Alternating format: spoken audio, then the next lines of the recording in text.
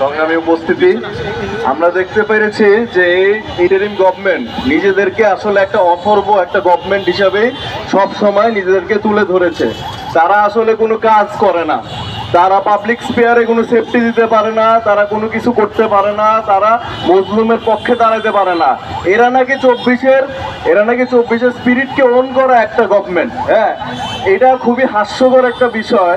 যখন আমি দেখবো যে আমার শ্রমজীবী শ্রেণীর লোকজন, আমার মেহনতি মানুষ যখন তার অধিকার আদায় করার জন্য লড়তে যায়, কিছু একটা করতে যায়, তখনই এদের পেটুয়া পুলিশ বাহিনী হাসিনা শাহীর মতো করে এদেরকে ধরে এবং এদেরকে ধরে গণগ্রেফতারের মতো ঘটনা করে। আমরা বাংলায় ছাত্র ইউনিয়ন থেকে বলতে চাই, আমরা এসবের তীব্র নিন্দা জানাই